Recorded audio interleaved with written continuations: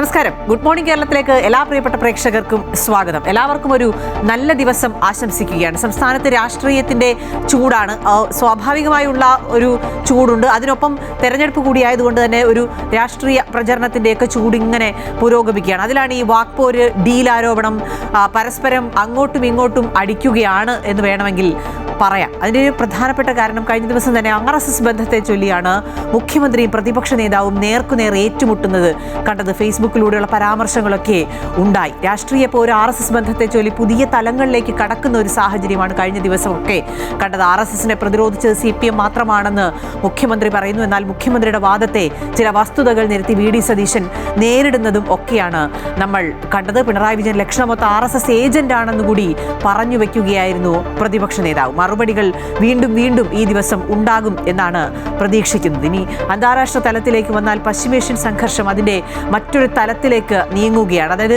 ഇറാന്റെ പവർ പ്ലാന്റുകൾക്കും ഊർജ്ജ അടിസ്ഥാന സൗകര്യങ്ങൾക്കും എതിരായിട്ടായിരുന്നു അമേരിക്കയുടെയും ഇസ്രായേലിന്റെയും ഒക്കെ ആക്രമണങ്ങൾ കഴിഞ്ഞ ദിവസങ്ങളിലൊക്കെ നടത്തിയിരുന്നത്. ഇതിന് പ്രത്യാക്രമണമായി ഇറാൻ അമേരിക്കൻ സൈനിക താവളങ്ങൾക്ക് നേരെ മിസൈൽ ആക്രമണങ്ങളും ഒക്കെ നടത്തിയിരുന്നു. തൽക്കാലത്തേക്ക് ഒരു വെടിനിർത്തൽ എന്ന തരത്തിൽ, അതായത് യുദ്ധം അവസാനിപ്പിക്കുന്ന തരത്തിലുള്ള വെടിനിർത്തലല്ല, ഈ ഊർജ്ജ സ്രോതസ്സുകൾക്ക് എതിരെയുള്ള ഒരു വെടിനിർത്തൽ എന്ന തരത്തിൽ 10 ദിവസത്തേക്ക് ഇത് അവസാനിപ്പിക്കുകയാണെന്ന് കൂടി ഡൊണാൾഡ് ട്രംപ് പറഞ്ഞത് പശ്ചിമേഷ്യയിൽ വലിയ ആശ്വാസം നൽകുകയാണ്. ഒപ്പം നമ്മുടെ ഊർജ്ജ പ്രതിസന്ധി പരിഹരിക്കാനുള്ള ചില ചർച്ചകൾ കേന്ദ്ര സർക്കാരിന്റെ ഭാഗത്തു നിന്ന് ഉണ്ടാകുന്നുമുണ്ട്. ധാരാളം വാർത്തകൾ വരുന്ന ദിവസമാണ്. പ്രത്യേകിച്ചും തെരഞ്ഞെടുപ്പ് വാർത്തകൾ തന്നെയാണ് കൂടുതലായി ഇന്നും പ്രതീക്ഷിക്കുന്നത്. അതിലേക്കൊക്കെ വരാം. ആദ്യം തലക്കെട്ടുകൾ.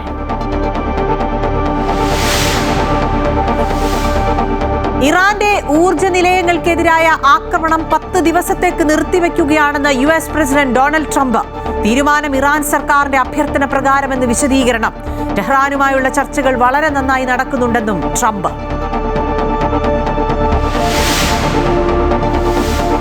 പശ്ചിമേഷ്യൻ സംഘർഷത്തിന്റെ പശ്ചാത്തലത്തിൽ പ്രധാനമന്ത്രി നരേന്ദ്രമോദിയുടെ അധ്യക്ഷതയിൽ ഇന്ന് വൈകിട്ട് മുഖ്യമന്ത്രിമാരുടെ യോഗം. പ്രധാനമന്ത്രി പങ്കെടുക്കുന്നത് വീഡിയോ കോൺഫറൻസിലൂടെ. കേന്ദ്ര സർക്കാർ സ്വീകരിച്ച നിലപാടുകളും സംസ്ഥാന തലത്തിലുള്ള തയ്യാറെടുപ്പും ചർച്ച ചെയ്യും. മാതൃകാ പെരുമാറ്റച്ചട്ടം നിലവിലുള്ളതിനാൽ തെരഞ്ഞെടുപ്പ് നടക്കാനിരിക്കുന്ന സംസ്ഥാനങ്ങളിലെ മുഖ്യമന്ത്രിമാർ പങ്കെടുക്കില്ല. ചീഫ് സെക്രട്ടറിമാർ പങ്കെടുക്കും.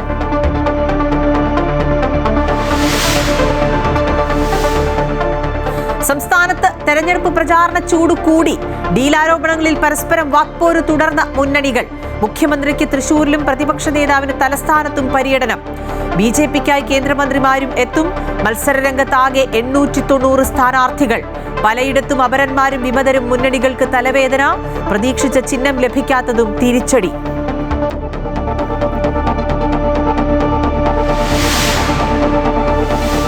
സംസ്ഥാനത്തെ സ്വകാര്യ ആശുപത്രികളിലെ നഴ്സുമാർ വീണ്ടും സമരത്തിലേക്ക്. ശമ്പള പരിഷ്കരണം ആവശ്യപ്പെട്ട് UNAയുടെ പണിമുടക്ക് ഇന്ന് പുനരാരംഭിക്കും. സമരം ചർച്ചയിൽ ധാരണയിലെത്താത്ത 26 സ്വകാര്യ ആശുപത്രികളിൽ. സമരത്തെ നേരിടുമെന്ന് ആശുപത്രി മാനേജ്മെന്റ്.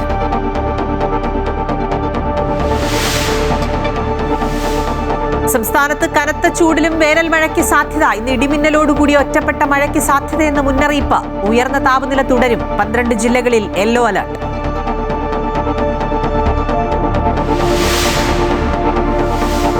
ലോകകപ്പ് ഫുട്ബോൾ സന്നാഹ മത്സരത്തിൽ ഫ്രാൻസിന് ജയം. ബ്രസീലിനെ തകർത്തത് 1-നെതിരെ 2 ഗോളുകൾക്ക്. വടക്കൻ അയർലൻഡിനെ തോൽപ്പിച്ച് ഇറ്റലിയുടെ മുന്നേറ്റം.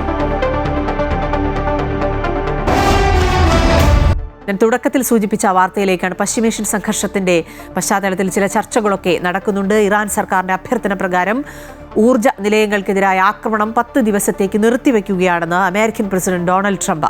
ടെഹ്റാനുമായുള്ള ചർച്ചകൾ വളരെ സജീവമായി നടക്കുന്നുണ്ട് എന്നും ട്രംപ് പറഞ്ഞു.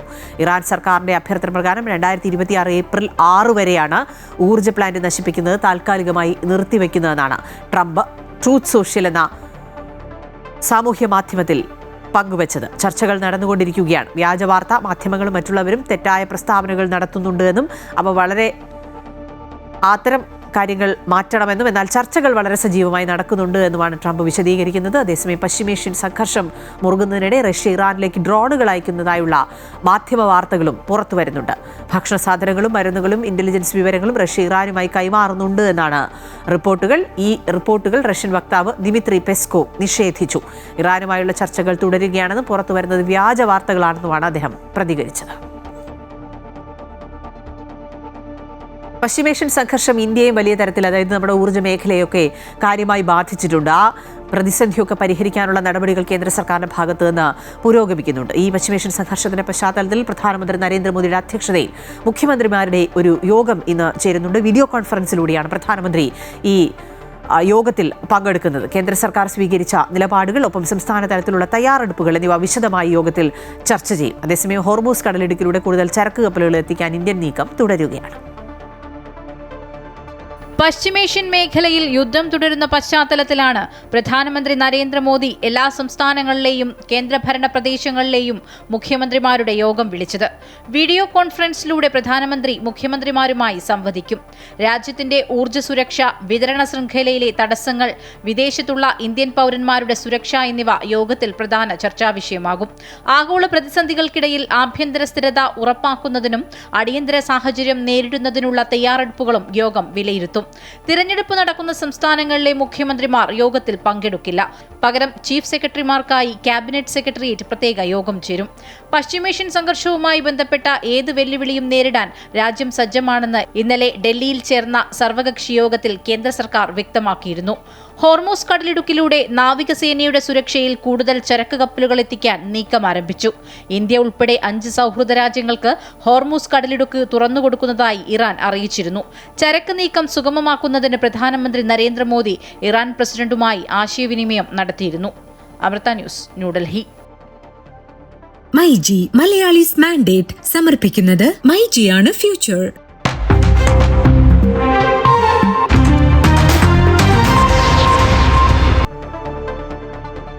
കനത്ത വേനൽ ചൂടിനൊപ്പം തെരഞ്ഞെടുപ്പ് ചൂടും സംസ്ഥാനത്ത് ഇങ്ങനെ വളരെയധികം കൂടുകയാണ്. അതായത് ആവേശം ഉച്ചസ്ഥായിയിലാകുന്ന കാഴ്ചയാണ് ഓരോ ദിവസവും കാണുന്നത്. കളം നിറയുകയാണ് ദേശീയ നേതാക്കളടക്കം മുന്നണിയുടെ പ്രധാന പോരാളികളൊക്കെ. മുഖ്യമന്ത്രിയുടെ ജില്ലാ പര്യടനം തൃശ്ശൂരിലും പ്രതിപക്ഷ നേതാവിൻ്റേത് തലസ്ഥാനത്തുമാണ് ഇന്ന് നടക്കുക. ഡീൽ ആരോപണത്തിൽ ഉൾപ്പെടെ വാക്പോരും തുടരുകയാണ്. അൻഫ്രഡ് ഡിസൂസ ഈ വാർത്തയുടെ വിശദാംശങ്ങൾ നൽകും. അൻഫ്രഡ്, കഴിഞ്ഞ ദിവസം RSSമായി ബന്ധപ്പെട്ട പരാമർശങ്ങൾ മുഖ്യമന്ത്രിയും പ്രതിപക്ഷ നേതാവും പരസ്പരം നടത്തുന്നതൊക്കെ നമ്മൾ കണ്ടതാണ്. അത് വലിയ ചർച്ചയ്ക്ക് വഴിവെക്കുകയാണ് സംസ്ഥാനത്ത് എന്നുള്ളതാണ് പ്രധാനം. അതോടൊപ്പം തന്നെ ഡീൽ ആരോപണങ്ങൾ ഇങ്ങനെ തുടരുന്നു. ഈ എത്രത്തോളം ഉണ്ട് ആവേശം, ഒപ്പം എങ്ങനെ പുരോഗമിക്കുന്നു എല്ലാവരുടെയും പ്രചരണമൊക്കെ?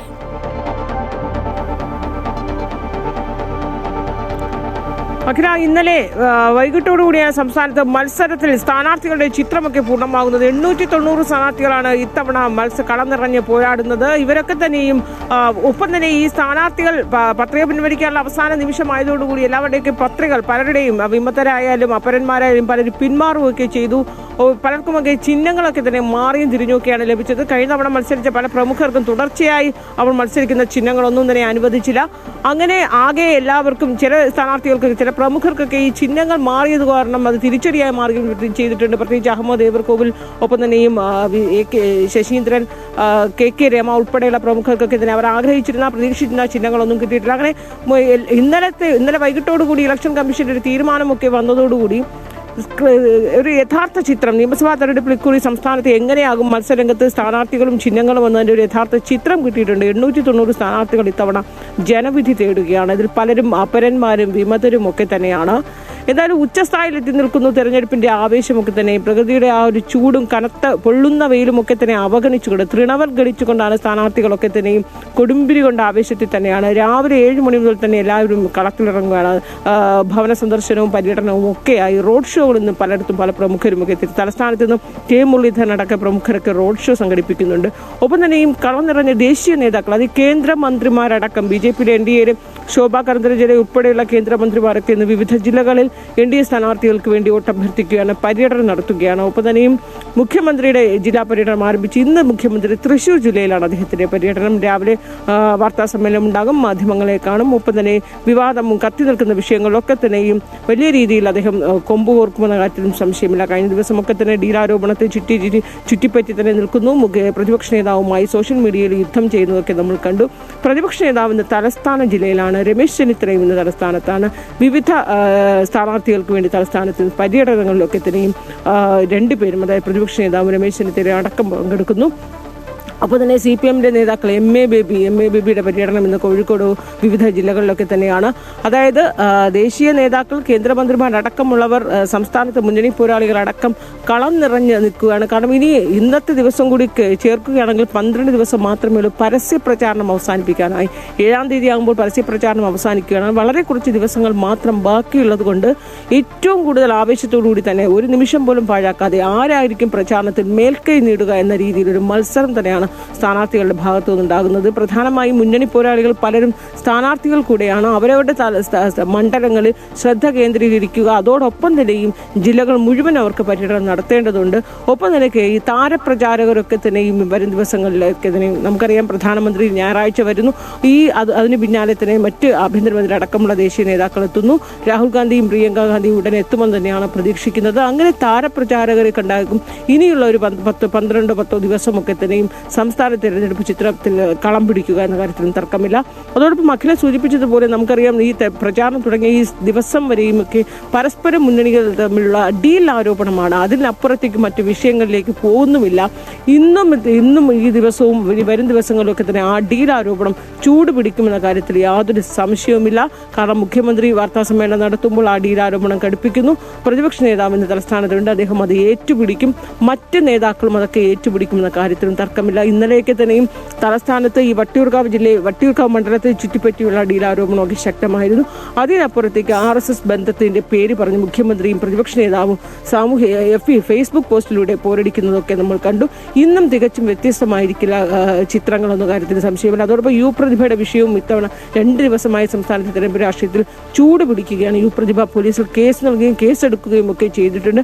അതേ ചുറ്റിപ്പറ്റിയുള്ള സ്ത്രീകളോട് എങ്ങനെയാണ് മുന്നണി നേതാക്കൾ പെരുമാറുന്നു എന്നതടക്കം ചൂണ്ടിക്കാട്ടി പരസ്പരം പോർവിളി നടത്തുകയാണ് പ്രതിപക്ഷ നേതാവായാലും മുഖ്യമന്ത്രി ആയാലും.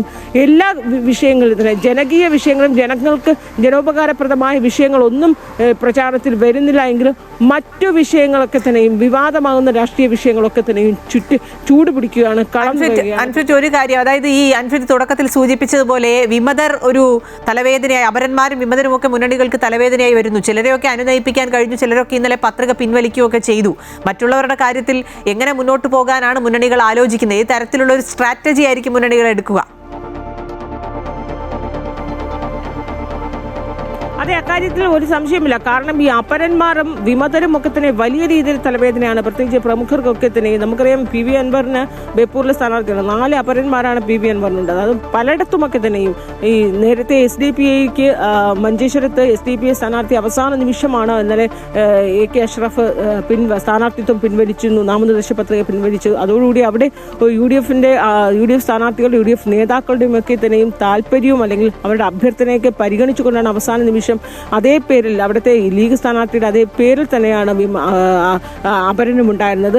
അത്തരത്തിൽ അവസാന നിമിഷങ്ങളിലൊക്കെ തന്നെ അപരന്മാരെ വിമതരെയൊക്കെ പിന്തിരിപ്പിക്കുന്നതിൽ ചിലയിടത്തൊക്കെ വിജയിച്ചു എന്ന് ചോദിച്ചാൽ പ്രമുഖർ മത്സരിക്കുന്ന പലയിടത്തും അതേ പേരിലും അതേ ഇനിഷ്യലിൽ പോലും അപരന്മാർ നിലകൊള്ളുന്നതാണ് ഏറ്റവും വലിയ തലവേദന. അത് 3 മുന്നണികൾക്കും അത്തരം തലവേദനകളുണ്ട്.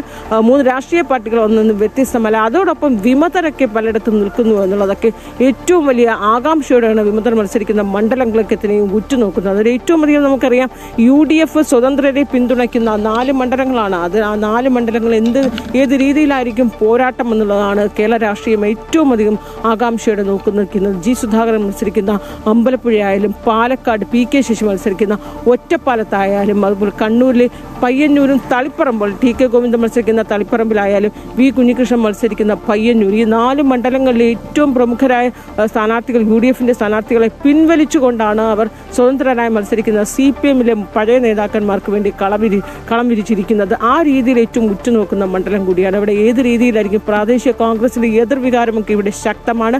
എന്നിട്ടും ഏറ്റവും കൂടുതൽ പോരാട്ടം നടക്കുന്നത് ഈ 4 മണ്ഡലങ്ങളിൽ തന്നെ ആയിരിക്കും. അതിനപ്പുറത്തേക്ക് സംസ്ഥാനത്ത് ത്രികോണ മത്സരങ്ങൾ നടക്കുന്ന മണ്ഡലങ്ങൾ അറിയാം. തലസ്ഥാന ജില്ലയിൽ പോലും ശക്തമായ ത്രികോണ മത്സരം, BJP കളം നിറയുന്ന മത്സരങ്ങൾ. അത് നേമത്തായാലും വട്ടിയൂർക്കാവായാലും അതോടൊപ്പം തന്നെ തിരുവനന്തപുരം സെൻട്രൽ, ഒപ്പം തന്നെ കഴക്കൂട്ടം, ഇതൊക്കെ ഏറ്റവും കൂടുതൽ ശ്രദ്ധ ആകർഷിക്കുന്ന മണ്ഡലങ്ങളാണ്. ഒപ്പം തന്നെ ഈ ഡീലാരോപണം ശക്തിയോടുകൂടി ഡീലാരോപണം തുടങ്ങിയത് പോലും പാലക്കാട് നിന്നാണ്. പാലക്കാട് നിന്ന് ആരംഭിക്കുന്ന ആ ലീലാരോപണം, അതോടൊപ്പം തന്നെ അത് മറ്റ് ജില്ലകളിലൊക്കെ തന്നെ BJP ദുർബലമായ സ്ഥാനാർത്ഥികളെ 10 ജില്ലകളുടെ കണക്ക് പറഞ്ഞാണ് പ്രതിപക്ഷ നേതാവ് ഇപ്പോഴും പോരടിച്ചുകൊണ്ടേയിരിക്കുന്നത്. മധ്യ തിരുവിതാംകൂറിലോ ഒപ്പം തന്നെ BJPക്ക് ഏറ്റവും സ്വാധീനമുള്ള മണ്ഡലങ്ങളിലൊക്കെ ഘടകകക്ഷിയായ 2020 കൊടുത്ത് പ്രത്യുപകാരം ചെയ്യുന്നുവെന്ന രീതിയിലുള്ള വിമർശനവും ആരോപണവും വളരെ ശക്തിയായി പൊതുമധ്യം നിൽക്കുന്നു, തെരഞ്ഞെടുപ്പ് രാഷ്ട്രീയത്തിൽ നിൽക്കുന്നു. അതുകൊണ്ട് തന്നെ ഇത്തരം മണ്ഡലങ്ങളിൽ എന്ത് സംഭവിക്കും, ഇത്തരം മണ്ഡലങ്ങളിൽ BJP ആരോപണം നേരിടുന്ന 2020 ആരോപണം നേരിടുന്ന ആ മണ്ഡലങ്ങളിലൊക്കെ തന്നെ ഏത് രീതിയിലാകും അവർ കളം പിടിക്കുക, ഈ ചോദ്യങ്ങൾക്കൊക്കെ തന്നെ ഈ വരും ദിവസങ്ങളിൽ ഉത്തരം ലഭിക്കുമെന്ന് തന്നെ മനസ്സിലാക്കുന്നു. ശരി, ആൻഫ്രഡ് ഡിസൂസയാണ് വിശദാംശങ്ങൾ നൽകിയത്. സംസ്ഥാനത്ത് തെരഞ്ഞെടുപ്പ് ആവേശം അതിന്റെ ഉച്ചസ്ഥായിയിലേക്ക് എത്തുകയാണ്. ഓരോരുത്തരും പ്രതീക്ഷയോടെ മുന്നോട്ട് പോവുകയാണ്.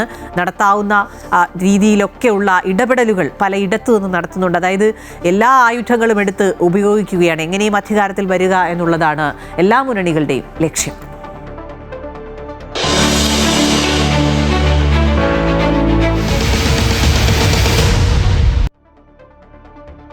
ശക്തമായ ത്രികോണ പോരാട്ടമാണ് ഇക്കുറി തിരുവനന്തപുരം മണ്ഡലത്തിൽ കാണാൻ പോകുന്നത്. ആസൂത്രണ രംഗത്തെ വൈദഗ്ധ്യവും അനുഭവ സമ്പത്തുമുള്ള UDFന്റെ CP ജോണിനെയാണോ, മണ്ഡലത്തിലെ സുപരിചിതനായ BJP സിറ്റി ജില്ലാ അധ്യക്ഷൻ കരമന ജയനെയാണോ, ജനപ്രിയ താരം LDF സ്വതന്ത്രനായി മത്സരിക്കുന്ന സുധീർ കരമനയെയാണോ വോട്ടർമാർ ചേർത്തു നിർത്തുക എന്നുള്ള ഒരു ചോദ്യമാണ് ഉയരുന്നത്. ഏതായാലും മത്സരം ഇങ്ങനെ തീപാറുമ്പോൾ അതിന്റെ ഒരു ഫലം പ്രവചനാതീതമാവുകയാണ്. സംസ്ഥാന രാഷ്ട്രീയത്തിന്റെ ഭരണസിരാ കേന്ദ്രം കൂടിയാണ് തിരുവനന്തപുരം സെൻട്രൽ. UDF ആണ് ഇവിടെ ആദ്യം സ്ഥാനാർത്ഥിയെ പ്രഖ്യാപിച്ചത്. പക്ഷേ ഘടകകക്ഷിയായ CP ജോണിന് മണ്ഡലം വിട്ടു നൽകിയതിൽ കടുത്ത എതിർപ്പ് പരസ്യമാക്കി കോൺഗ്രസ് രംഗത്ത് വന്നതിലൂടെ ആദ്യമേ ശ്രദ്ധാകേന്ദ്രമായി. തുടർന്ന് ആന്റണി രാജുവിനായി CPM-ഉം വിമതരെ ലക്ഷ്യമിട്ട് BJP-യും സീറ്റ് ഒഴിച്ചിട്ട് കാത്തിരുന്നതും മറ്റൊരു കൗതുകമായി. LDF-ഉം NDA-യും ഏറ്റവും ഒടുവിലായി മാത്രം സ്ഥാനാർത്ഥികളെ പ്രഖ്യാപിച്ചെങ്കിലും 3 പേരും കളം നിറഞ്ഞ് പോരാടുകയാണ്.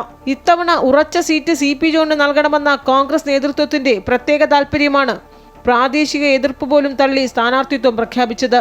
സാമ്പത്തിക രംഗത്തെ വൈദഗ്ധ്യവും അനുഭവ സമ്പത്തും ഉയർത്തിക്കാട്ടി തലസ്ഥാന നഗരത്തിന്റെ വികസനത്തിനായുള്ള വ്യക്തമായ പദ്ധതികളാണ് വോട്ടർമാർക്ക് മുന്നിൽ അവതരിപ്പിക്കുന്നത്. തീരദേശ വോട്ടുകൾ ഏറെ നിർണായകമാകുന്ന മണ്ഡലത്തിൽ സാമുദായിക പിന്തുണ ഉറപ്പിക്കുകയാണ് CP ജോൺ. എന്നാൽ മണ്ഡലത്തിൽ സുപരിചിതനായ BJP സിറ്റി ജില്ലാ പ്രസിഡന്റും കൗൺസിലറുമായ കരമന ജയനിലൂടെ ശക്തമായ രാഷ്ട്രീയ പോരാട്ടമാണ് NDA ലക്ഷ്യമിടുന്നത്. പ്രധാനമന്ത്രിയുടെ വികസന നയങ്ങളും നഗരത്തിന്റെ പശ്ചാത്തല സൗകര്യ വികസനവും മുൻനിർത്തിയാണ് വോട്ട് തേടുന്നത്.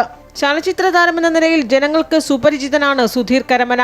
സിറ്റിംഗ് മണ്ഡലം നിലനിർത്താൻ യുവാക്കളുടെയും സാംസ്കാരിക പ്രവർത്തകരുടെയും പിന്തുണ ലഭിക്കുമെന്ന തികഞ്ഞ ആത്മവിശ്വാസത്തിലാണ് LDF. പ്രചാരണ രംഗത്തെ ആന്റണി രാജുവിന്റെ അസാന്നിധ്യം ചർച്ചയായെങ്കിലും വോട്ടർമാരെ അതൊന്നും ബാധിക്കില്ല എന്നാണ് കണക്കുകൂട്ടൽ. BJP-യുടെ പടിപടിയായുള്ള വളർച്ചയ്ക്ക് സാക്ഷ്യം വഹിക്കുന്ന മണ്ഡലം കൂടിയാണ് തിരുവനന്തപുരം. നിലവിൽ കോർപ്പറേഷനിലെ ഈ മണ്ഡലം സ്ഥിതി ചെയ്യുന്ന 25 വാർഡുകളിൽ 13ഉം BJP കൗൺസിലർമാരാണ്. 2024 ലോക്സഭാ തെരഞ്ഞെടുപ്പിൽ ഈ മണ്ഡലത്തിൽ 31% വോട്ടുകളാണ് BJP സമാഹരിച്ചത്. നഗരത്തിലെ ഡ്രെയിനേജ് പ്രശ്നങ്ങളും കുടിവെള്ള ലഭ്യതയും സ്മാർട്ട് സിറ്റി പദ്ധതിയും വോട്ടർമാരെ സ്വാധീനിക്കുന്ന വിഷയങ്ങളാണ്. വിഴിഞ്ഞം തുറമുഖവും തീരദേശ പ്രശ്നങ്ങളും വോട്ടിന്റെ ഗതിയെ ബാധിക്കുമെന്നതിലും തർക്കമില്ല.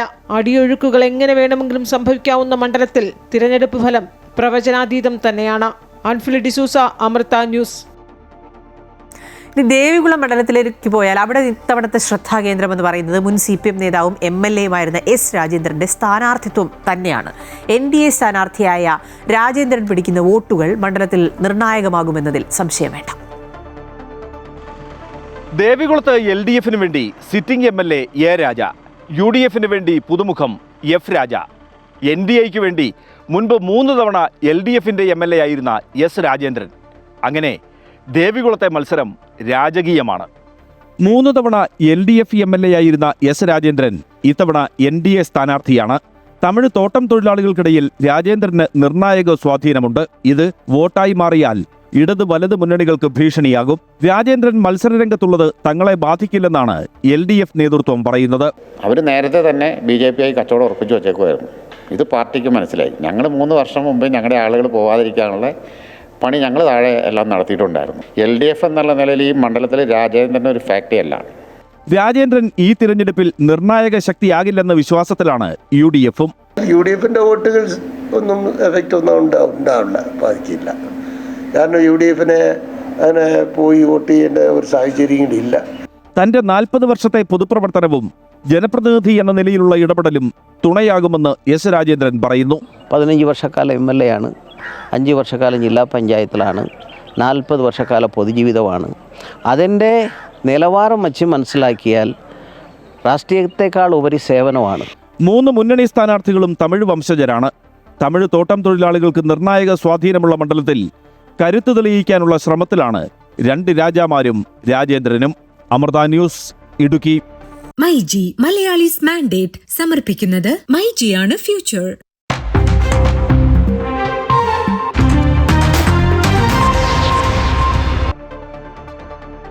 ഇന്ന് നമ്മൾ ആലപ്പുഴ മണ്ഡലത്തിലേക്ക് പോവുകയാണ്. അവിടെ UDFന് വിജയമുറപ്പ് എന്നാണ് മണ്ഡലത്തിലെ സ്ഥാനാർത്ഥി AD തോമസ് പറയുന്നത്. ആരെയും അധിക്ഷേപിക്കാനോ വ്യക്തിഹത്യ ചെയ്യാനോ താൻ തയ്യാറാകുന്നില്ല. പാർട്ടി പറഞ്ഞത് വോട്ട് ചോദിക്കാനാണ്. അത് ഭംഗിയായി വൃത്തിയായും ചെയ്യുന്നുണ്ട് എന്നാണ് അദ്ദേഹത്തിന്റെ പ്രതികരണം. മണ്ഡലത്തിലെ 25 വർഷത്തെ LDF ഭരണം ഇക്കുറി മാറുമെന്നും തോമസ് അമൃത വാർത്തയോട് പറഞ്ഞു. LDFിന് സിറ്റിംഗ് മണ്ഡലം പിടിക്കാൻ UDF കുറി ആലപ്പുഴയിൽ അവതരിപ്പിക്കുന്നത് AD തോമസിനാണ്. KSUവിൻ്റെ ജില്ലാ പ്രസിഡന്റാണ്, യുവത്വമാണ്. തെരഞ്ഞെടുപ്പിൻ്റെ തിരക്കിട്ട പ്രചരണ ചൂടിലാണ് തോമസ് ഉള്ളത്. എന്തായാലും എങ്ങനെയുണ്ട് പ്രചരണത്തിൻ്റെ ഒരു? വളരെ ഊർജ്ജസ്വലമായി പ്രചരണം മുമ്പോട്ട് പോവുകയാണ്. കത്തിക്കാളുന്ന വെയിലിനെ പോലും വകവയ്ക്കാതെ എൻ്റെ പ്രിയപ്പെട്ട നേതാക്കന്മാർക്കൊപ്പം UDFിൻ്റെ നേതാക്കന്മാർക്കൊപ്പം പ്രചരണം നടത്തിക്കൊണ്ടിരിക്കുകയാണ്. വളരെ ശുഭാപ്തി വിശ്വാസത്തിലാണ്. ഇത്തവണ വർഷങ്ങൾക്ക് ശേഷം, നീണ്ട 25 വർഷങ്ങൾക്ക് ശേഷം ഈ മാരാരിക്കുളം പ്രദേശത്ത്, ഈ ആലപ്പുഴയുടെ ഈ മേഖലയിൽ, ഈ ആലപ്പുഴ മണ്ഡലത്തിൽ UDFിൻ്റെ ഒരു MLA ഉണ്ടാവും. എങ്ങനെയാണ് തെരഞ്ഞെടുപ്പിൻ്റെ ഇനിയുള്ള പ്രവർത്തനം? എങ്ങനെയാണ്? സമയം തീരെ കുറവാണ്. പോരായ്മകളൊക്കെ ആദ്യത്തെ 1-2 ദിവസം കൊണ്ട് തന്നെ മാറി എന്നുള്ളതാണ്. ഇവിടുത്തെ UDFിൻ്റെ പ്രവർത്തകരുടെ ചിട്ടയായ പ്രവർത്തനം.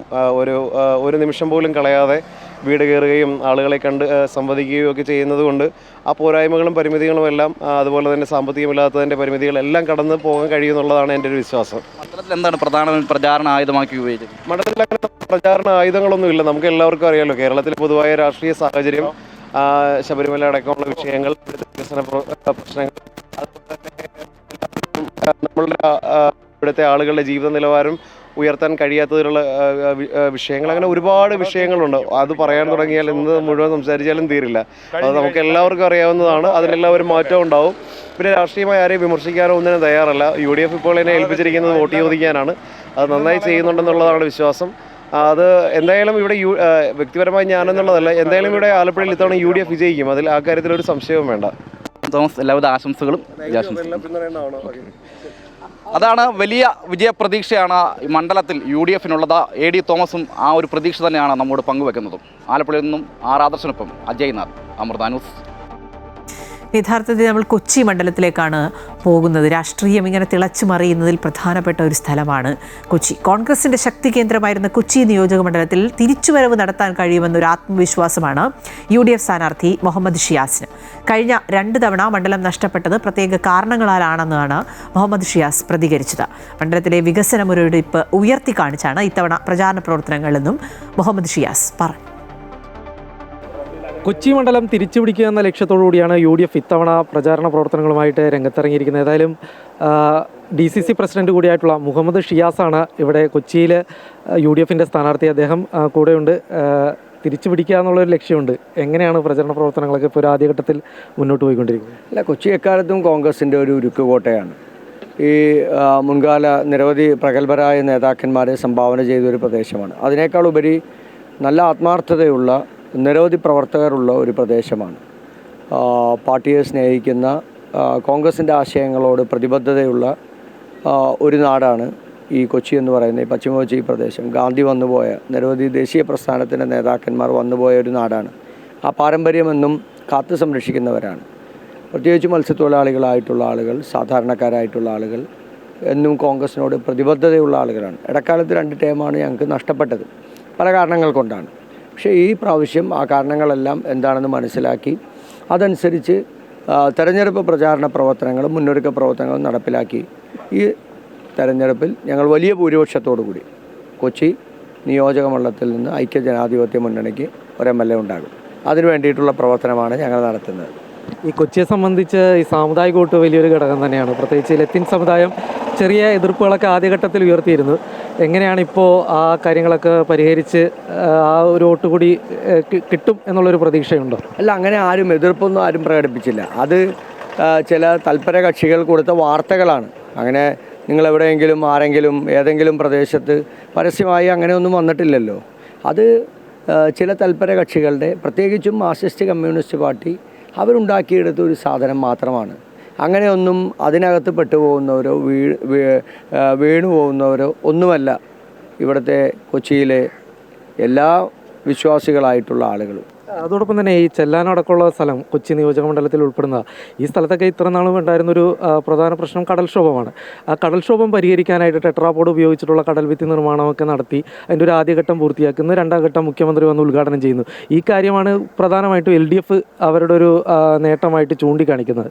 അല്ല, ചെല്ലാനത്തെ പ്രശ്നം ദേശീയ ശ്രദ്ധ ആകർഷിച്ച പ്രശ്നമാണ്. ചെല്ലാനത്ത് സർക്കാരിൻ്റെ സാന്നിധ്യം വേണ്ട ഒരു സമയമായിരുന്നു അക്കാലത്തുണ്ടായിരുന്നത്. ഇപ്പോൾ ടെട്രാപാഡ് 357 കോടി രൂപ കൊടുത്ത് ഊരാളുങ്കൽ സൊസൈറ്റിക്ക് കരാറ് കൊടുത്തിട്ട് ആ ടെട്രാപാഡ് നിർമ്മിച്ചപ്പോൾ 12 കിലോമീറ്ററാണ് ആദ്യം പറഞ്ഞിരുന്നത്. പിന്നീട് അത് 7 കിലോമീറ്റർ ആയി ചുരുങ്ങി. ഒന്ന് ആലോചിച്ച് നോക്ക്, എത്ര കോടി രൂപയുടെ അഴിമതിയാണ് അവിടെ ഉണ്ടായത്. ഈ 7 കിലോമീറ്റർ ചുറ്റളവിൽ ഇപ്പോൾ വെള്ളം കയറുന്നില്ല. പിന്നീട് അങ്ങോട്ട് കണ്ണമാലിയും അനാശ്ശേരിയും ഉൾപ്പെടെയുള്ള പ്രദേശങ്ങളിൽ എത്ര സ്ഥലത്താണ് ഇപ്പോൾ അതിനേക്കാൾ ഇരട്ടി ശക്തിയിലാണ് ഈ പ്രദേശത്തെല്ലാം വെള്ളം കയറുന്നത്. മുഖ്യമന്ത്രി നിങ്ങൾ പറഞ്ഞ പോലെ രണ്ടാം ഘട്ട നിർമ്മാണ ഉദ്ഘാടനം നടത്തി. അതിന് ടെക്നിക്കൽ സാങ്ഷൻ കിട്ടിയ കോടതിയിൽ സർക്കാർ എന്താ കൊടുത്ത അഫിഡവിറ്റ്? കോടതി ഇന്നലെ കൊടുത്തല്ലോ അഫിഡവിറ്റ്. എന്താ കൊടുത്തത്? അതിന് ടെക്നിക്കൽ സാങ്ഷൻ ഇല്ല, അതിന് ഫിനാൻഷ്യൽ സാങ്ഷൻ ഇല്ല എന്ന് സർക്കാർ അഫിഡവിറ്റ് കൊടുത്തിട്ടുണ്ട്. അപ്പോൾ പിന്നെ എങ്ങനെയാണ് ടെക്നിക്കൽ സാങ്ഷനും ഫിനാൻഷ്യൽ സാങ്ഷനും ഇല്ലാതെ പിന്നെ എങ്ങനെയാണ് ഒരു വർക്ക് അവാർഡ് ചെയ്യുക? പിന്നെ എങ്ങനെയാണ് ഒരു വർക്ക് ടെൻഡർ ചെയ്യുക? ഈ രണ്ടാം ഘട്ടം എന്നുള്ളത് ഒരു തെരഞ്ഞെടുപ്പ് തട്ടിപ്പാണിത്. ഇത് തട്ടിപ്പ്. ആരെ? ഈ ആളുകളെ പറ്റിക്കാൻ വേണ്ടിയിട്ട്. അതൊക്കെ മനസ്സിലാക്കാനുള്ള സാമാന്യമായ വിവേകം ഈ സാധാരണക്കാരായ കാരണവന്മാരായിട്ടുള്ള ആളുകൾക്ക് വരെ ഉണ്ട്. അങ്ങനെയൊക്കെ കേരളത്തിലെ ജനങ്ങളെ പറ്റിക്കാൻ പറ്റുമോ? ചെല്ലാനത്തെ ജനങ്ങളെ പറ്റിക്കാൻ പറ്റുമോ? അപ്പോൾ അങ്ങനെയൊന്നും ഇതൊക്കെ ഈ പദ്ധതിയൊക്കെ എത്ര നേരത്തെ വരേണ്ടതാണ്. UDF അധികാരത്തിൽ വന്നു കഴിഞ്ഞാൽ ഈ പ്രശ്നങ്ങളൊക്കെ പരിഹരിക്കാനായിട്ട് ഏതെങ്കിലും തരത്തിലുള്ളൊരു രൂപരേഖ തയ്യാറാക്കിയിട്ടുണ്ടോ? അതിന് ഞങ്ങൾക്ക് പ്രയോറിറ്റി ഉണ്ട്. ഞങ്ങൾക്കൊരു വിഷനുണ്ട്, വിഷൻ ഡോക്യുമെൻ്റ് ഉണ്ട് കൊച്ചിയെക്കുറിച്ച്. ഈ കഴിഞ്ഞ 10-15 വർഷക്കാലത്തെ വികസന പ്രവർത്തനങ്ങൾ കൊച്ചിയിൽ നടന്നപ്പോൾ, പ്രത്യേകിച്ചും എറണാകുളത്തും തൃക്കാക്കരയിലും കളമശ്ശേരിയിലും ഒക്കെ നടന്നപ്പോൾ അതിൻ്റെ ഒരു 50% പ്രവർത്തനം പോലും നടക്കാത്ത ഒരു നിയോജക മണ്ഡലമാണ് ഈ പശ്ചിമ കൊച്ചി. പശ്ചിമ കൊച്ചിയിലെ ജനങ്ങൾ ജനസാന്ദ്രത കൂടിയ ഒരു പ്രദേശം കൂടിയാണ്. പശ്ചിമ കൊച്ചിയിലെ ജനങ്ങൾക്ക് ആ ഡെവലപ്മെൻറ്റ് ആവശ്യമില്ലേ? അതവർക്ക് വേണ്ടേ? പൊതുഗതാഗത സംവിധാനമാണെന്നുണ്ടെങ്കിലും മറ്റ് വികസന പ്രവർത്തനങ്ങളാണെങ്കിലും ഞാൻ നേരത്തെ സൂചിപ്പിച്ച ആശുപത്രികളുടെ കാര്യങ്ങളാണെങ്കിലും എന്തുകൊണ്ടാണ് അങ്ങനെയൊന്നും ചെയ്യാത്തത്? അതിലും വളരെയധികം നന്ദി. അതായത് തീരദേശ മണ്ഡലമായിട്ടുള്ള കൊച്ചി ഇത്തവണ തിരിച്ചു പിടിക്കും എന്ന് തന്നെയാണ് UDF സ്ഥാനാർത്ഥി വ്യക്തമാക്കിയിരിക്കുന്നത്.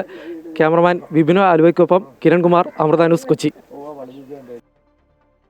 നഴ്സുമാരുടെ ആവശ്യങ്ങൾക്ക് മുന്നിൽ മാനേജ്മെന്റുകൾ മുഖം തിരിച്ചതോടെ സംസ്ഥാനത്തെ ആരോഗ്യ മേഖല വീണ്ടും ഒരു സമരച്ചൂടിലേക്ക് പോവുകയാണ്. ഹൈക്കോടതി നിർദ്ദേശപ്രകാരമുള്ള ചർച്ചകൾ പരാജയപ്പെട്ടതിനെ തുടർന്ന് സ്വകാര്യ ആശുപത്രികളിൽ നഴ്സുമാർ ഇന്നു മുതൽ പണിമുടക്കുകയാണ്. UNAയുടെ നേതൃത്വത്തിൽ 26 സ്വകാര്യ ആശുപത്രികളിലെ നഴ്സുമാരാണ് സമരമുഖത്തുള്ളത്. മിനിമം വേതനം 40,000 രൂപയാക്കുക, ഡ്യൂട്ടി ഷിഫ്റ്റിലെ അപാകതകൾ പരിഹരിക്കുക തുടങ്ങിയ ആവശ്യങ്ങളാണ് നഴ്സുമാർ മുന്നോട്ട് വയ്ക്കുന്നത്. അതേസമയം ആവശ്യം വന്നാൽ ആശുപത്രികൾ അടച്ചിടുമെന്ന് മാനേജ്മെന്റുകൾ പ്രഖ്യാപിച്ചിട്ടുണ്ട്. വ്യക്തി അവകാശങ്ങൾ സംരക്ഷിക്കണമെന്നാവശ്യപ്പെട്ട് നടൻ മോഹൻലാൽ നൽകിയ ഹർജി ഡൽഹി ഹൈക്കോടതി ഇന്ന് വീണ്ടും പരിഗണിക്കും. ഹർജിയിൽ പുതിയ അപേക്ഷ സമർപ്പിക്കാൻ കോടതി കഴിഞ്ഞ ദിവസം ആവശ്യപ്പെട്ടിരുന്നു. തന്റെ ശബ്ദം, ചിത്രം, സംഭാഷണങ്ങൾ എന്നിവ AI വീഡിയോകളിലും പരസ്യങ്ങളിലും അനുമതിയില്ലാതെ ഉപയോഗിക്കുന്നത് തടയണമെന്നതാണ് ഹർജിയിലെ ആവശ്യം. അവകാശങ്ങൾ ലംഘിക്കുന്ന സാമൂഹ്യ മാധ്യമ ലിങ്കുകൾ നീക്കാൻ ഇന്ന് പ്രത്യേക അപേക്ഷയും നൽകും. അന്തരിച്ച നടനും സംവിധായകനുമായ EA രാജേന്ദ്രന്റെ സംസ്കാര ചടങ്ങുകൾ ഇന്ന് നടത്തും. ജന്മനാടായ തൃശൂർ തൃത്തല്ലൂരിൽ പൊതുദർശനത്തിന് ശേഷമായിരിക്കും സംസ്കാരം. ഏറെ നാളായി അസുഖബാധിതനായി ചികിത്സയിലായിരുന്ന EA രാജേന്ദ്രന്റെ അന്ത്യം കൊല്ലം പട്ടത്താനത്തെ വസതിയിലായിരുന്നു. ഗ്രീഷ്മം എന്ന സിനിമയിലൂടെയാണ് EA രാജേന്ദ്രൻ ആദ്യമായി വെള്ളിത്തിരയിൽ എത്തുന്നത്. കളിയാട്ടം, പ്രണയവർണ്ണങ്ങൾ, ദയ, പട്ടാഭിഷേകം, മീശമാധവൻ, നരസിംഹം തുടങ്ങിയ ചിത്രങ്ങളിലൂടെ ശ്രദ്ധേയനായി. നാടകം, സിനിമ എന്നിവയ്ക്കൊപ്പം ടെലിവിഷൻ സീരിയലുകളിലും അദ്ദേഹം സജീവ സാന്നിധ്യമായിരുന്നു.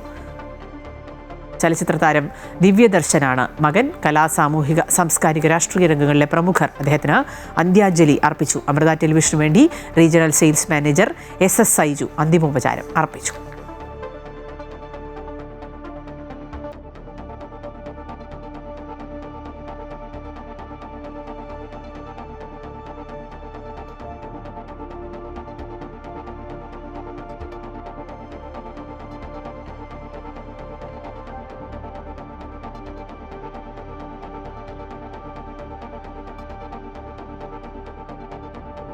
സംസ്ഥാനത്ത് വേനൽ ചൂട് ഇങ്ങനെ കനക്കുകയാണ്. ജാഗ്രതാ നിർദ്ദേശമൊക്കെ നൽകുകയാണ്. കൊടും ചൂടിന് ആശ്വാസമായി സംസ്ഥാനത്ത് ഇന്നു മുതൽ വേനൽ മഴയ്ക്ക് കൂടിയുള്ള സാധ്യതയുണ്ട്. ഒറ്റപ്പെട്ട ഇടങ്ങളിൽ ഇടിമിന്നലോടുകൂടിയ മഴയ്ക്ക് സാധ്യതയുണ്ട് എന്നാണ് മുന്നറിയിപ്പ്.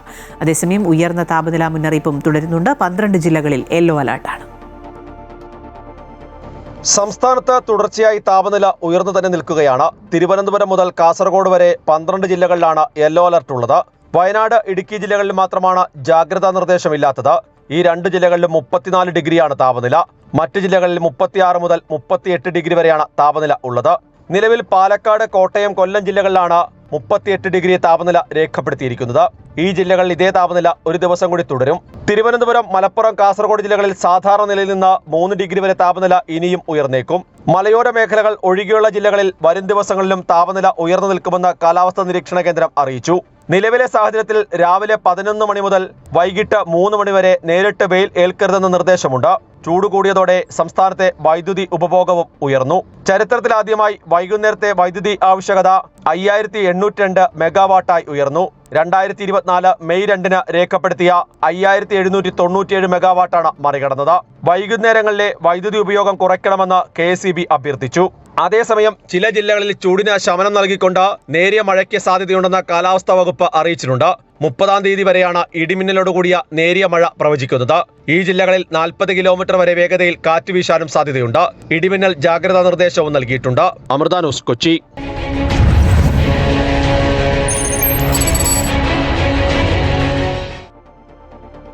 പഴയകാലത്തെ തെരഞ്ഞെടുപ്പ് ഓർമ്മകൾ പങ്കുവയ്ക്കുന്നതാണ് എൻ്റെ ഓട്ടോർമ്മ. തെരഞ്ഞെടുപ്പ് കാലത്തെ പോസ്റ്റർ ഒട്ടിക്കാൻ പോയതും തെരഞ്ഞെടുപ്പ് സമ്മേളനങ്ങളിൽ പങ്കെടുത്തതുമായുള്ള ഓർമ്മകൾ പങ്കുവയ്ക്കുകയാണ് കോഴിക്കോട് അതിരൂപതാ മെത്രാപ്പൊലീത്ത ഡോക്ടർ വർഗീസ് ചക്കാലക്കൽ. രാഷ്ട്രീയം ഇഷ്ടമാണെങ്കിലും കക്ഷി രാഷ്ട്രീയത്തിന് അതീതമായി നിലകൊള്ളുകയാണ് ഇപ്പോഴെന്നാണ് അദ്ദേഹം പറയുന്നത്. വോട്ടവകാശം വിനിയോഗിക്കണം എന്ന ഓർമ്മപ്പെടുത്തൽ കൂടി നടത്തുകയാണ് വർഗീസ് ചക്കാലക്കൽ. പ്രതികരണത്തിലേക്ക്. എൻ്റെ ചെറുപ്പത്തിൽ ഈ പാർട്ടിക്കാർ സമ്മേളനമൊക്കെ നടത്തൂലേ, അപ്പോൾ ഇങ്ങനെ ജാഥയായിട്ടൊക്കെ പോവും. അപ്പോൾ ഈ ജാഥയിൽ ഞങ്ങളൊക്കെ പങ്കെടുക്കുമായിരുന്നു. അത് ഇന്ന പാർട്ടി എന്നൊന്നുമില്ല, ഏത് പാർട്ടി ആയാലും അവരുടെ കൂടെ കൂടി പോകും. എന്നിട്ട് അവിടെ ടൗണിൽ, എൻ്റെ നാട്ടിൽ ടൗണിൽ ചെന്ന് കഴിഞ്ഞിട്ടുണ്ടെങ്കിൽ ഒരു മാള സെൻറ്റ് ആൻ്റണീസ് സ്കൂളുണ്ട്. അതിൻ്റെ ഗ്രൗണ്ടിൽ വെച്ചിട്ടായിരിക്കും പരിപാടികളൊക്കെ. അപ്പോൾ അവിടെ ചെന്ന് പ്രസംഗങ്ങൾ കേൾക്കും, അവിടെ കുറേ നേരം ഇരിക്കും. അങ്ങനെയൊക്കെയുള്ള പരിപാടികളൊക്കെ ഉണ്ടായിരുന്നിട്ടുണ്ട് ചെറുപ്പം മുതലേ അതൊക്കെ. പിന്നെ ഈ ചിലപ്പോൾ ചിലവർക്ക് വേണ്ടി വാൾ പോസ്റ്ററൊക്കെ ഒട്ടിക്കാനൊക്കെ പോയിട്ടുണ്ട് കൊച്ചുനാളിലായി. കാരണം ആരെങ്കിലും മോനെ നീ ഇത് കൊണ്ടുപോയിട്ടൊന്ന് ഒട്ടിക്കണമെന്ന് പറയും. അപ്പോൾ പോയിട്ട് ഞങ്ങൾ ഇങ്ങനെയൊക്കെ ഒട്ടിച്ചു. അപ്പോൾ ചെറുപ്പം മുതൽ രാഷ്ട്രീയത്തോടൊരു താല്പര്യമൊക്കെ ഉണ്ടായിരുന്നിട്ടുണ്ട്. ഇന്നും താല്പര്യമുണ്ട്. പക്ഷേ ഇന്ന് നമുക്കിപ്പോൾ കക്ഷി രാഷ്ട്രീയമൊന്നും പറയാൻ പറ്റില്ല അത്തരം. അതേസമയത്ത് നമ്മളെല്ലാവരും ആയിട്ട് നമ്മൾ ഒരുമിച്ച് പ്രവർത്തിക്കാൻ ആഗ്രഹിക്കുന്നവരാണ്. പിന്നെ ജനാധിപത്യ രീതിയിൽ അല്ലെങ്കിൽ ജനാധിപത്യ സംവിധാനത്തിൽ ഇലക്ഷൻ എന്നുള്ളത് ഏറ്റവും പ്രധാനപ്പെട്ടൊരു കാര്യമാണ്. ആ ഇലക്ഷന് എല്ലാ ജനങ്ങളും പ്രാധാന്യം കൊടുക്കണമെന്നാണ് എനിക്ക് പ്രത്യേകം പറയാനുള്ളത്. ആരും മാറി നിൽക്കരുത്. പലപ്പോഴും ചില ആളുകൾ മനഃപൂർവ്വം വോട്ട് ചെയ്യാതൊക്കെ മാറി നിൽക്കും. അത് ശരിയല്ല. ജനാധിപത്യ സംവിധാനത്തിൽ വോട്ട് ചെയ്യുക എന്നുള്ളത് നമ്മുടെ അവകാശമാണ്.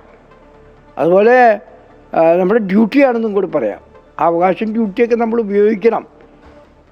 അപ്പോൾ എനിക്ക് എൻ്റെ ചെറുപ്പം മുതലുള്ള ഓർമ്മകളിൽ ഏറ്റവും പ്രധാനമായിട്ട് നിൽക്കുന്നത് ഇങ്ങനെയുള്ള സമ്മേളനങ്ങളിലൊക്കെ പങ്കെടുക്കുന്നതും അന്ന് വളരെ വലിയ വലിയ ആളുകൾ, രാഷ്ട്രീയക്കാർ, ഇപ്പോൾ ഇന്ദിരാഗാന്ധി, EMS നമ്പൂതിരിപ്പാട്, ഇങ്ങനെയൊക്കെയുള്ള ആളുകൾ ആ കാലഘട്ടത്തിലൊക്കെ ഞങ്ങളുടെ നാട്ടിൽ വരുമായിരുന്നു. അപ്പോൾ അവരൊക്കെ വരുമ്പോൾ നമ്മൾ പനമ്പള്ളി ഗോവിന്ദ മേനോനൊക്കെ ഉണ്ടായിരുന്നു. ഞങ്ങളുടെ MLA ആയിട്ട് നാട്ടിലുണ്ടായിരുന്നത് നമ്മുടെ ലീഡർ K. കരുണാകരനാണ്. ഞാൻ മാളക്കാരനാണ്. അതുകൊണ്ട് 30-31 കൊല്ലം അവിടെ MLA ആയിട്ട് പ്രവർത്തിച്ചത് K. കരുണാകരനാണ്. അപ്പോൾ അദ്ദേഹത്തിന് എൻ്റെ വീട്ടുകാരോടും അതുപോലെ കുടുംബത്തോടൊക്കെ ഒരു അടുപ്പമൊക്കെ ഉണ്ടായിരുന്നു. അപ്പോൾ അത് കഴിഞ്ഞ് ഞാൻ ബിഷപ്പായിട്ടും എന്നോട് വളരെയധികം സൗഹാർദ്ദം പുലർത്തിയ ഒരു വ്യക്തിയാണ് അദ്ദേഹം. അപ്പോൾ ഞാൻ അങ്ങനെ ഓർക്കുന്നുണ്ട്.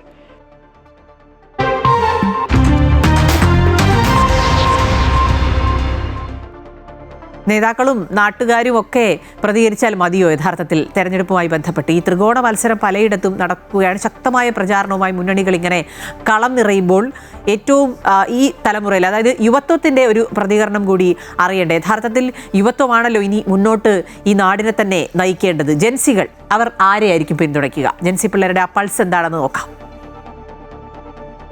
സ്ഥാനാർത്ഥികളുമായി തെരഞ്ഞെടുപ്പ് അടുത്തെത്തി. ഇനി ഇപ്പോൾ ജൻസികൾക്ക് എന്താണ് പറയാനുള്ളത് നമുക്കൊന്ന് ചോദിച്ചു നോക്കാം കേട്ടോ. ആരൊന്നാലും നമുക്ക് ഉപകാരമുള്ള കാര്യങ്ങൾ ചെയ്യുക. പുതിയൊരു യുവനിരേനെയാണ് രണ്ട് ടീമും ഇറക്കിയിട്ടുള്ളത്, LDF UDF. അപ്പോൾ അതിനെക്കുറിച്ച് എന്താ? ഇപ്പോൾ വരുന്ന തലമുറയ്ക്ക് അതിൻ്റേതായ ചിന്താഗതികൾ ഉണ്ടാവില്ല, അപ്പോൾ അതിൻ്റേതായ മാറ്റങ്ങൾ പ്രതീക്ഷിക്കാം. LDF തുടർഭരണം വേണോ അതോ UDF ഭരിക്കണം? എന്താണ്? LDF മതി. LDF തന്നെ. എനിക്ക് തുടർഭരണം വേണമെന്നാണ്. എന്താ പറയാൻ കാരണം? വികസനങ്ങൾ നടന്നിട്ടുണ്ടോ കേരളത്തിൽ? ഉണ്ടെന്നാണ് ഞാൻ മനസ്സിലാക്കുന്നത്. വികസനം ഉണ്ടായിട്ടുണ്ട്. ഓക്കെ, വികസനം ഉണ്ടായിട്ടുണ്ട്. പക്ഷേ ഇനി ആര് ഇതുള്ളത് ആൾക്കാരുടെ ചോയ്സാണ്, അപ്പോൾ നമുക്കൊന്നും പറയാൻ പറ്റില്ലല്ലോ. UDF വരുമെന്ന് പറയാൻ പറ്റില്ല, LDF വരുമെന്ന് പറയുന്നില്ല. രണ്ടും സമാസമമാണ്. തുടർഭരണം വന്ന കേരളം കുറച്ചുകൂടി വികസിക്കും. ഉറപ്പ്. LDF വന്നാലേ ശരിയാവും. 10 കൊല്ലം മുമ്പുള്ള കാര്യമൊക്കെ അറിയാവുന്നതാണ്. വിദ്യാഭ്യാസ കാര്യത്തിലായാലും വലിയ ബുദ്ധിമുട്ട് ഉണ്ടായിട്ടുണ്ട്. 10 വർഷത്തിനുള്ളിൽ നല്ല മാറ്റം LDF ഉണ്ടാക്കാൻ വേണ്ടി സാധിച്ചിട്ടുണ്ട്. കേരളത്തിൻ്റെ ഒരു നട്ടലില്ല മുഖ്യമന്ത്രി ആക്കി ഇപ്പോൾ പിണറായി വിജയനില്ല. ഇപ്പോൾ UDF വന്നാൽ പോലും ഇനി ആര് മുഖ്യമന്ത്രി ആവുന്നില്ല ചോദ്യം തന്നെ. എൻ്റെ ഒരു LDF വരണം തന്നെ. ആര് വന്നാലും ജനങ്ങൾക്ക് നല്ലത് ചെയ്യണം എന്ന ആഗ്രഹം മാത്രമേ ഉള്ളൂ, ആരാണെങ്കിലും. LDF വരുമോ? സാധ്യത ഉണ്ടോ? നിലവിലെ സാധ്യത നോക്കുമ്പോൾ LDF വരാൻ ചാൻസ് ഉണ്ട്. പുറമേ നോക്കുമ്പോൾ UDF ഇതില്ല. നമ്മൾ അജണ്ട സെറ്റ് ചെയ്യുന്നതിൽ തന്നെ പലപ്പോഴും പാളുന്നൊരു കാഴ്ചയുണ്ട്. അല്ലെങ്കിൽ അഴിമതി ഒരു കാര്യം സംഭവം ഉണ്ടാക്കുമ്പോൾ അത് എത്രത്തോളം ഇങ്ങോട്ട് കൊണ്ടുവരുന്നുണ്ടെന്ന് അറിയില്ല. അങ്ങനത്തെ വിഷയങ്ങളുണ്ട്. അങ്ങനെ നോക്കുമ്പോൾ ഇടതിന് അനുകൂലമാണ്. പക്ഷേ തുടർച്ചയായ ഭരണം എത്രമാത്രം ജനങ്ങളെ ബുദ്ധിമുട്ടിച്ചിട്ടുണ്ട്, അല്ലെങ്കിൽ ജനങ്ങൾക്ക് അതെന്തെങ്കിലും മാറ്റം വരണമെന്ന് ചിന്തിക്കുന്നുണ്ടോ എന്നൊക്കെ നമുക്കറിയാൻ പറ്റില്ലല്ലോ. അത് റിസൾട്ട് വരുമ്പോൾ അറിയാൻ പറ്റും. ആര് വെച്ചിട്ട് വലിയ കാര്യമില്ല. ആര് വന്നാലും ഓൽക്ക് വേണ്ടേ ചെയ്യുള്ളൂ, ഇത്രേ ഉള്ളൂ. അന്ന് വരെ ആ ഒരു കാര്യമില്ല, വേറൊന്നും ഇല്ല അതിൽ. LDF പ്രവർത്തനങ്ങളൊക്കെ ഓക്കെയാണ്. ചില തീരുമാനത്തിനോട് യോജിപ്പില്ലാത്തുള്ളൂ. ആര് വന്നാലും സത്യം പറഞ്ഞാൽ ജീവിച്ചു പോകണം, അത്രേ ഉള്ളൂ.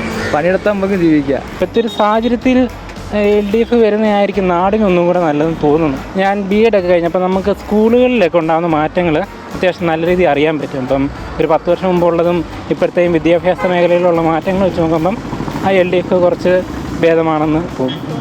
UDF വരണോ അതോ LDF വരണോ എന്ന് പറഞ്ഞാൽ? പ്രശ്നം UDF വന്ന് നോക്കട്ടെ, ഒരു മാറ്റം നോക്കട്ടെ. 10 വർഷമായില്ലേ, ഇനി ഒരു പുതിയ ഭരണം നോക്കുക. ആര് ഭരിച്ചാലും നമുക്ക് നല്ലത് മാത്രം ഉണ്ടായാൽ മതി. LDF തന്നെ വീണ്ടും ഭരണത്തിൽ വരണമെന്നാണ് ചില ജൻസികൾ പറയുന്നത്. എന്നാൽ UDF ഭരണത്തിൽ വരണമെന്നും അതുപോലെ തന്നെ രമേശ് ചെന്നിത്തല മുഖ്യമന്ത്രി ആകണമെന്നും പറയുന്നവരുമുണ്ട്. ഏതായാലും എനിക്ക് കുറച്ച് ജൻസികൾ കൂടി കണ്ടുപിടിക്കാനുണ്ട്. അത് കഴിഞ്ഞിട്ട് പിന്നെ കാണാം നമുക്ക്.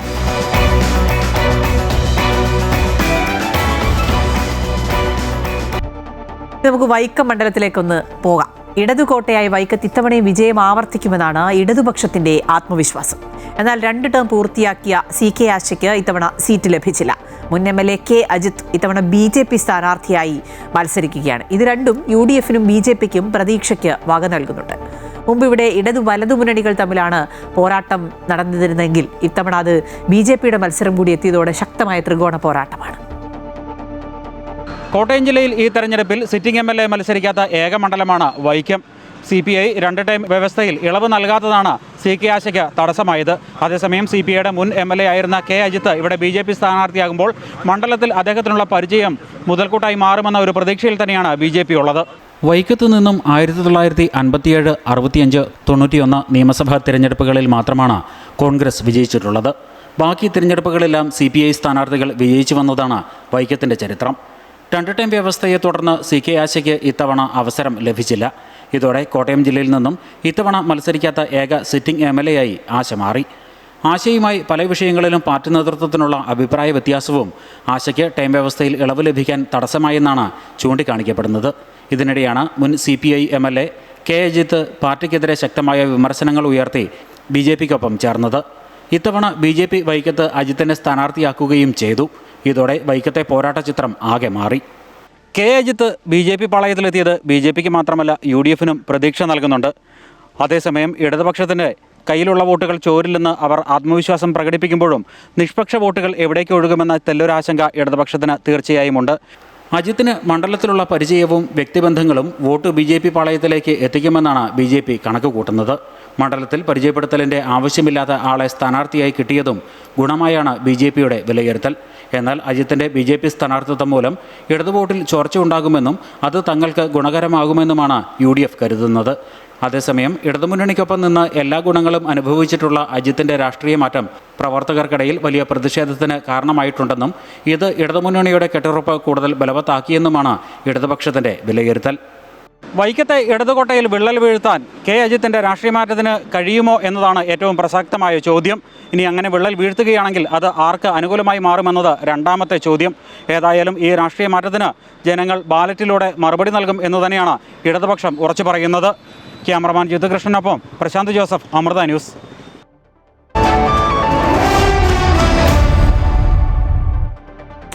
വിപണിയുടെ വിലയിരുത്തലാണ്. ഇതിനായി ധനകാര്യ ഓഹരി വിദഗ്ധൻ K. ദിലീപ് ചേരുകയാണ്. സ്വാഗതം ശ്രീ ദിലീപ്. ഗുഡ് മോർണിംഗ് കേരളത്തിലേക്ക്. ഇന്നത്തെ ഒരു വിപണിയിൽ നിന്ന് എന്തൊക്കെയാണ് പ്രതീക്ഷിക്കേണ്ടത്? പശ്ചിമേഷ്യൻ സംഘർഷമടക്കം ഇങ്ങനെ സജീവമായി തുടരുന്നത് വിപണിയെ എങ്ങനെയാണ് ബാധിക്കാൻ പോകുന്നത്? ഇന്ന് നഷ്ടത്തിലായിരിക്കും വ്യാപാരം തുടങ്ങുക. ആഗോള വിപണിയിലെല്ലാം നഷ്ടമാണ്. യുദ്ധത്തിന് അയവ് വരുന്ന ഒരു സാഹചര്യം ഉണ്ടായിരിക്കുമെന്ന പ്രതീക്ഷയിൽ 2 ദിവസം വിപണിയിൽ നിക്ഷേപ താല്പര്യമുണ്ടായെങ്കിൽ കൂടിയും ആ സാധ്യത അത്ര അടുത്തല്ല എന്നുള്ള ഒരു തോന്നൽ വിപണിയിൽ ഉണ്ടായിട്ട് അതിൻ്റെ ഒരു വിൽപ്പനയാണ് ആഗോള വിപണികളിൽ കഴിഞ്ഞ ദിവസം കണ്ടത്. അതിൻ്റെ സമ്മർദ്ദം നമ്മുടെ വിപണിയിലും ഉണ്ടായിരിക്കും. മാത്രമല്ല വിദേശ നിക്ഷേപ സ്ഥാപനങ്ങൾ തുടർച്ചയായി വിപണിയിൽ വിൽപ്പനയിലാണ്. വിൽപ്പനയുടെ തോത് കുറഞ്ഞു എന്ന് മാത്രം. ഇപ്പോഴും അവർ തുടർന്ന വിൽപ്പന വിപണിയെ സമ്മർദ്ദത്തിലാക്കുന്നുമുണ്ട്. ഇറാൻ US ചർച്ച ഏതെങ്കിലും തരത്തിൽ നടക്കുകയും അതിൽ വെടിനിർത്തൽ ശാശ്വതമായ പരിഹാരമായി എന്നേക്കുമായ ഒരു വെടിനിർത്തൽ ഉണ്ടാവുകയും ചെയ്യുന്ന ഒരു സാഹചര്യത്തിൽ മാത്രമേ വിപണിയിൽ ഒരു മുന്നേറ്റം പ്രതീക്ഷിക്കേണ്ടതുള്ളൂ.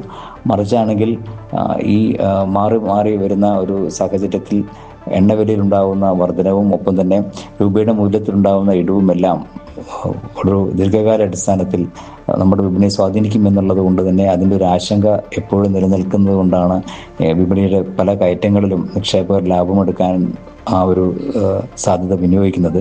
ഓരോ കയറ്റത്തിലും ഓരോ ഉയർച്ചയിലും വിൽപ്പന എന്നുള്ള രീതി വിപണിയിൽ ഇപ്പോഴും തുടരുക തന്നെയാണ്. അത് മറികടക്കണമെങ്കിൽ ഏതെങ്കിലും തരത്തിൽ ഒരു അനിശ്ചിതത്വം മാറുന്ന ഒരു സാഹചര്യം വിപണിയിൽ ഉണ്ടാവണം. അനിശ്ചിതത്വം എപ്പോഴും വിപണിയെ സമ്മർദ്ദത്തിലാക്കുന്ന ഒരു പതിവാണ്. വലിയ തോതിലുള്ള കയറ്റിറക്കങ്ങളും വിപണിയിൽ തുടരാനും സാധ്യതയുണ്ട്. സാങ്കേതികമായി 22,900 എന്ന നിലവാരമാണ് മുൻനിര സൂചികയായി നിഫ്റ്റിക്ക് പ്രധാനം. ആ ഒരു നിലവാരത്തിന് താഴേക്ക് നീങ്ങുകയാണെങ്കിൽ 22,500 എന്ന ഇതിനും തൊട്ട് മുൻപുണ്ടായിട്ടുള്ള ഒരു താഴ്ന്ന നിലവാരത്തിലേക്ക് വരെ എത്താനുള്ള സാധ്യതയുണ്ട്. മറിച്ചാണെങ്കിൽ 23,500 എന്നുള്ള നിലവാരം ഭേദിച്ച് വ്യാപാരം നടക്കുന്ന ഒരു സാഹചര്യത്തിൽ മാത്രമേ മുന്നോട്ട് തുടർച്ചയായി നീങ്ങിക്കും എന്നുള്ളതിൻ്റെ ഒരു സാധ്യതയ്ക്കും വകയുള്ളൂ. എന്തായാലും ഇന്ന് നഷ്ടത്തിലായിരിക്കും വ്യാപാരം തുടങ്ങുക. വളരെ ഉയർന്ന തോതിലുള്ള കയറ്റിറക്കങ്ങൾ പ്രതീക്ഷിക്കുകയും വേണം. K. ദിലീപാണ് വിപണിയുടെ വിലയിരുത്തൽ നൽകിയത്. തുടക്കത്തിൽ നഷ്ടമായിരിക്കും എന്നാണ് അദ്ദേഹം പങ്കുവയ്ക്കുന്നത്. ഇനി കായിക വാർത്തകൾ നോക്കാം.